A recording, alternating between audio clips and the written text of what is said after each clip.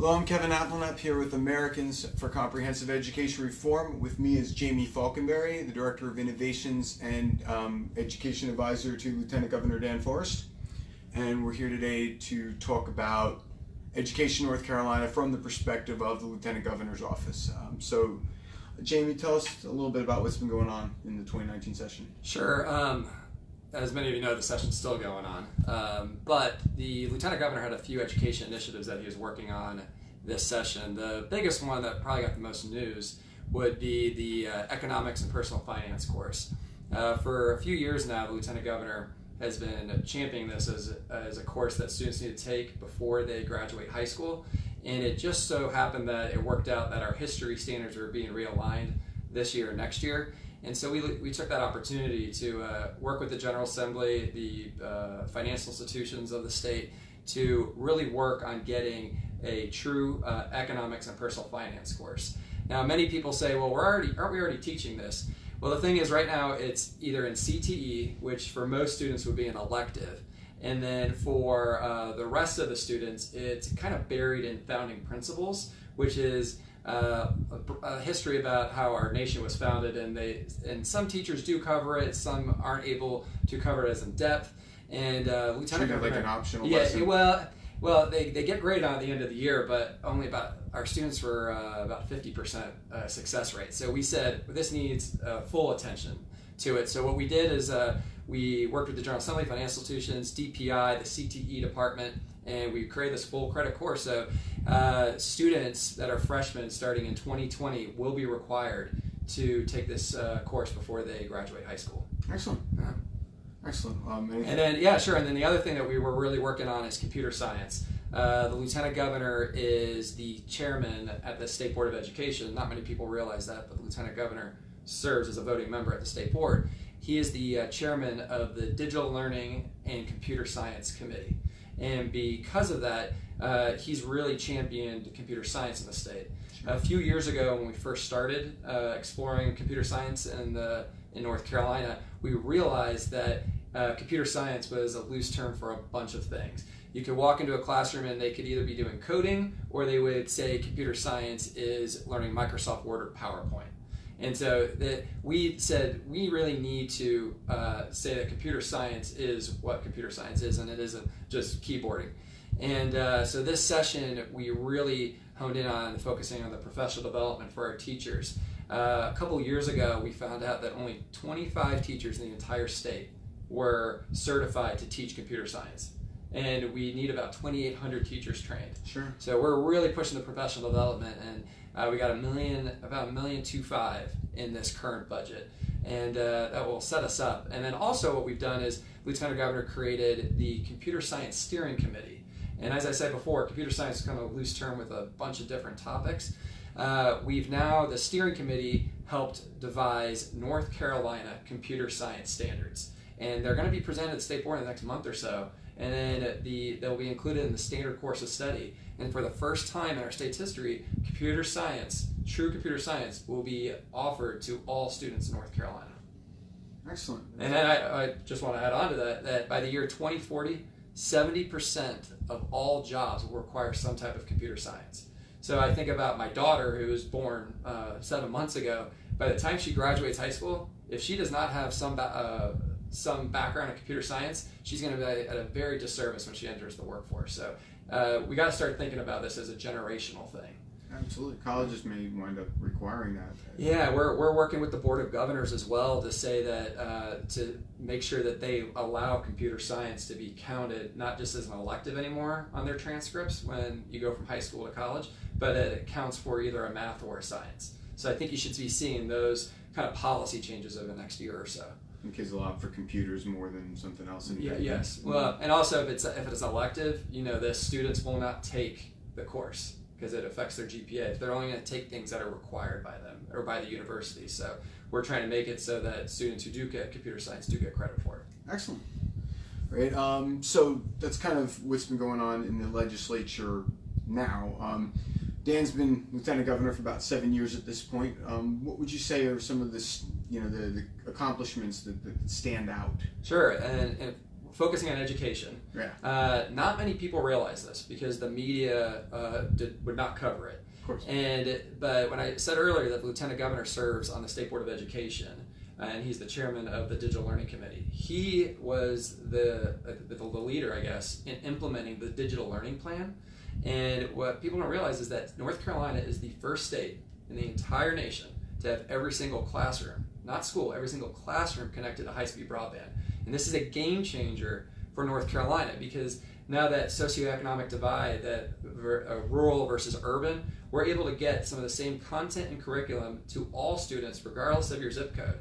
And what it also does is it allows access to some of the greatest professors out there, allows for the North Carolina Virtual Public School to flourish, and allows for the School of Science and Math. They have some of the best professors there teaching, and we were there and they were doing it remotely. They're sitting at a computer and they're looking at 4 different classrooms at all corners of the state. They were teaching kids in Pasquotank and Cherokee, and they're in their rural classroom learning from the best teachers in the state. And I mean, that's the type of things we need to start thinking about is how do we give access to all students to have that same type of teacher and those opportunities. It's impressive. And it is impressive, yeah. And not many people talk about it, and the media kind of just brushed it to the side, but this is pretty big. And when you go to conferences and you go around and speak in other states, which Lieutenant Governor Forrest does, people come up to him and go, how did you guys get it done? And now people are taking our plan and replicating it in their state, which is good. We have 50 innovative laboratories in this country, and if we can start figuring out what works best, and then you can replicate that in other states. Now, our plan might not be the best plan for another state, but some states seem to think it is, and they're implementing it right now. Yeah, and anything that adds to a model that works nationwide, sure. Yeah. Okay, so with that said, he is running, or going to most likely be running for governor. Should he be elected, what's his vision for education moving forward for the next 8 years? Sure. Every decision that the Lieutenant Governor makes in our office is through the lens of the student. So we say, how does this impact the student? Before we say, how does this impact the teacher, the bureaucracy, the school district? We focus on the student first. So every decision is coming from that. But what he's going to really focus on would be competency-based education. Because right now, I think it is 18% of high school students pass all 4 benchmarks of the ACT. The average for most of those subjects is 30-something%. So only 18% are passing those benchmarks. We're sending all of our students off either as a career right out of high school, or they're going into college not prepared. And the reason why is we kind of just push them through the system. All right, you turned another 8, you're 17 now, go to the next grade. And really we need to allow the students who are able to succeed keep moving forward, because what we find is some of those students get bored and they lag behind. And then the ones that are struggling, that's where the teachers need to focus their attention on so that they can get them back up. So we're not leaving kids behind and just pushing them through another grade.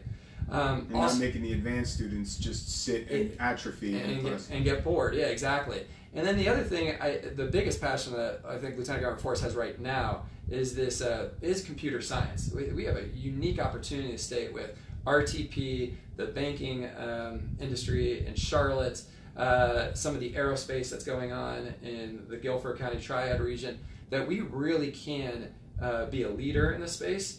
And there are 30,000 jobs right now in North Carolina, 30,000 that require computer science background that are unfilled. That's almost $2 billion worth of salaries that are untapped. So why are we not addressing that now? So I think you'd see a big push on getting that, getting the students trained up, the teachers trained up, so that we can get those jobs and also have a great, to be attractive for business here in the state. Okay. Talk a little bit about opportunity scholarships and the savings accounts. How is that impacting students' lives? Sure. So right now, educational savings accounts are only for students with disabilities.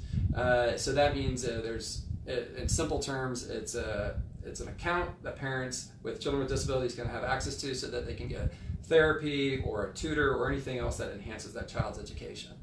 As for the opportunity scholarships, that goes to the poorest of the poor students in our state. And what you're finding a lot is that we have school districts and some schools that have seen generational failure for 15, 20, 25 years. and they're receiving some of the most money in the state. You can't just keep throwing money at the situation. You need to also look at what other options are there for their students. And so opportunity scholarships, I got the number exactly right here because I don't want to misquote, but it is about $4,600 that goes to a student to pay for a private school. Now, a lot of people say, well, that's taking money away from the public education system. Well, actually, it's saving money for the public education system, because the average amount that goes to, we call it the average daily membership, that goes to a student when they go to a public school is roughly about $6,000. And so that $4,600 scholarship that goes to the student saves the school district over $2,000. So it saves the exact amount. It saves the state about $17.3 million a year, because $2,354 goes back to the school district. That means because they're not educating that child. So for people to say that it's costing the state money, it's actually saving them money. But what it's giving is the Opportunity Scholarship is hope and a new direction for some of these students that have just failed. There's a mom that you can go to the Lieutenant Governor's YouTube page and go look at Charlonda's story. She's from, I think, Wayne County, and the story that she tells is that she purposely moved her house, or she moved her family to a better school district. And when she moved there, the school district said, "You moved here, you're just to go to the school." And she goes, "Guilty. I want my kids to have a better chance." And they said, "Well, you're not allowed to do that." So even when she moved her zip code, they wouldn't allow her to do that. And then thankfully, those opportunity scholarships came in that year. She thought that they weren't real. She didn't understand it yet. She applied for it, and then they called her. They said they called her twice because she hung up the first time. She didn't believe that she actually won. And when she won, it changed the trajectory of both her students' lives. One does have disabilities. One just was one of those students who just was bored and wasn't fitting in right in that public school. So both ends of the spectrum. Both ends of the spectrum. Advanced and the struggling. Yeah, and that's why when we talk about what the Lieutenant Governor's vision is we should always look at how our education policies impact the student, and let the families decide what is best for that student. Don't let the zip code, don't let the bureaucracy, and don't let some politician tell you where you have to go to school. Okay. Talk a little bit about, you mentioned a kind of a career-centric approach, in the sense of we're looking at, you mentioned these banking institutions, a lot of these companies coming to North Carolina having these jobs that need to be filled, and taking the financial literacy component but with the computer science component. Is there any talk about having either a standalone course or an enhanced focus on just some of these soft skills that kids need for career readiness, like teaching them interview skills, teaching them how to make a resume, built into some sort of requirement so that when we graduate a child, they're focused on a career? Yes. If Lieutenant Governor Forrest were governor, I think you'd see those type of policies coming in as well, just the normal life skills that a lot of people need. But what we also need is character development too. And when you talk about what's going on in the school, mental illness, you have fatherless, father's not at home, then you need some type of character education component involved in that too. And that is something that we're really focused on. We're looking at how some school districts are doing it right now. We're looking at national programs that are out there. And I think that is something that you will see in the coming years. Like a professionalism component. Professionalism, yeah, definitely. Excellent. We mentioned his vision. Should he be elected, what can he do as governor for education that he maybe can't do now? Or what opportunities would open up if he's given? It's almost, I don't want to call it a magic wand, but it's more so than where he's at now. Sure. Well, not many people realize this, but the governor appoints the members of the Board of Education. So if you think about that, all the appointments that would be up in 2 years, that is a generational shift. And if you put people up there that are student-centered, student-focused, that'd be one thing, just major. Another thing I think you'd see is someone who is more focused on what the family wants. Because right now, I actually had somebody tell me that this week they had their daughter apply to a school, I'm not going to name the county, to a school that was open enrollment. It wasn't a charter school. It was a year-round school. They got into the school, and then the school district called them and said, yeah, we want to keep your daughter in the school that she's in. And they said, well, we got in here, we did all the paperwork, we went through all the red tape, and they go, well, you're not looking at it the way we're looking at it. We think she'll be better served here. Why do we have those type of policies, and why do we allow that? So I think you're going to see legislation that would be signed into law that give parents more of the authority to decide what's best for their students' outcomes. They're the ones paying the taxes. They're the ones paying taxes, yeah. Absolutely. All right. And as the education policy advisor, I imagine you're right there in the thick of it with as it were. What are your thoughts? What do you see? I see opportunity.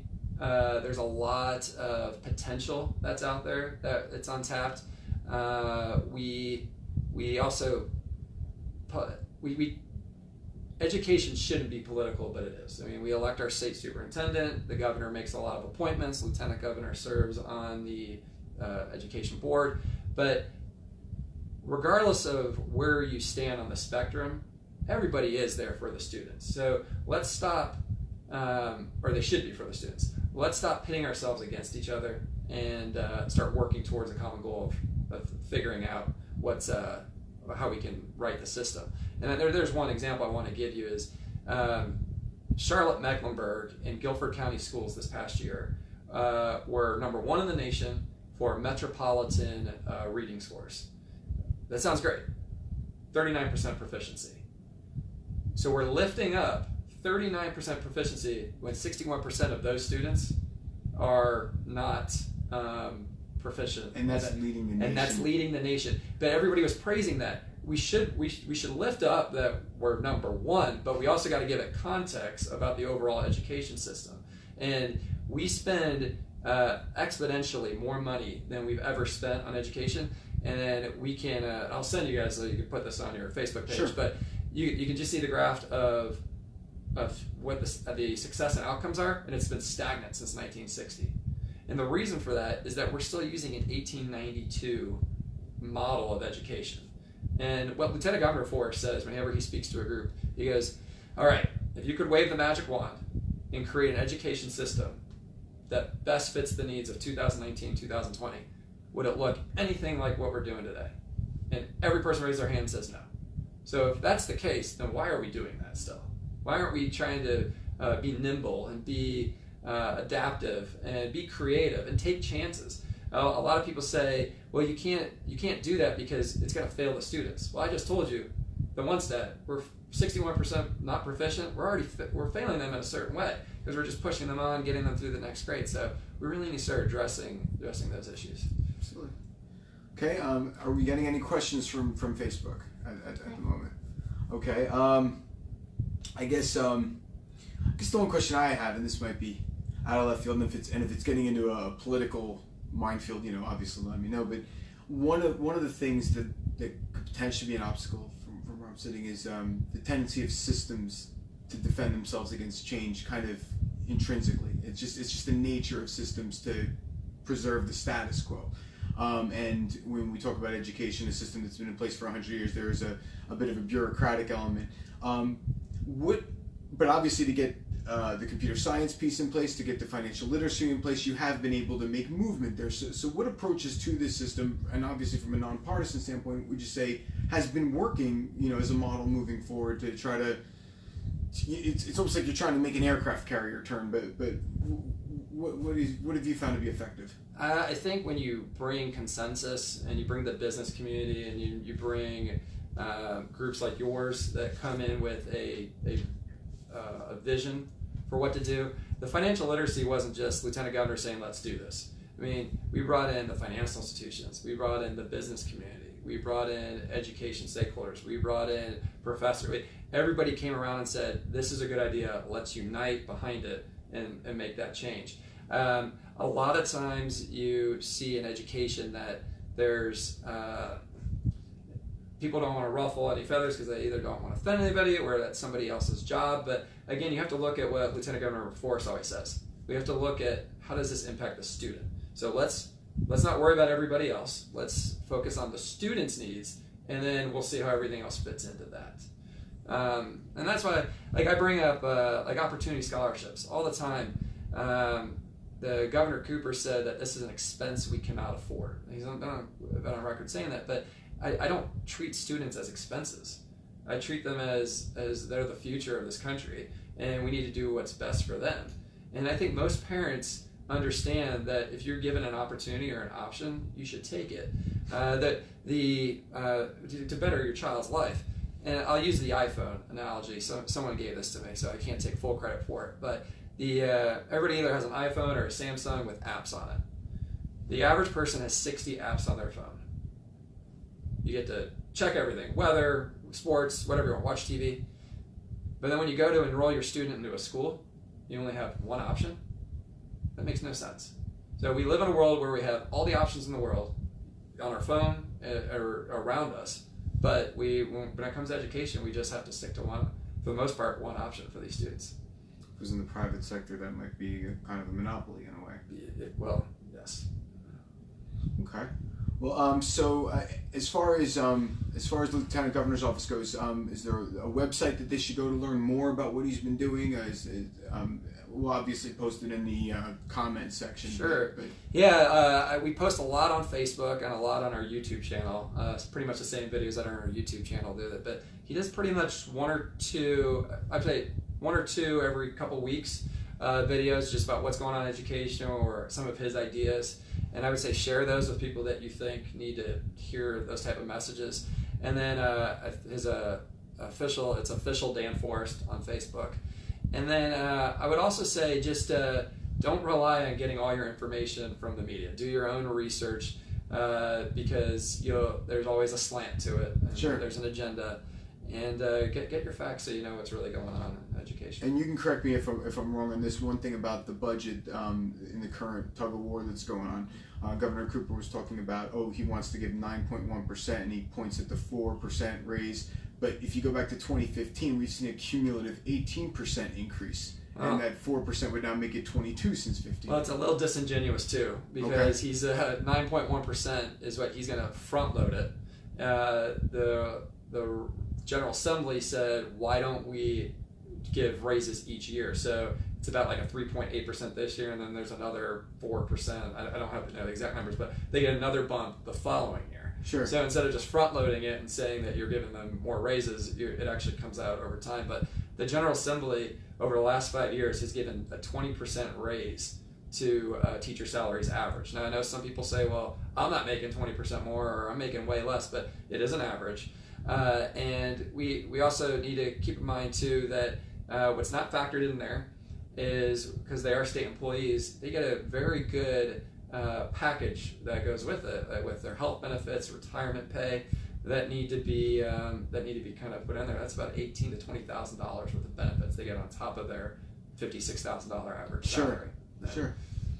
Again, getting your news from places other than the media. Yeah, exactly. All right.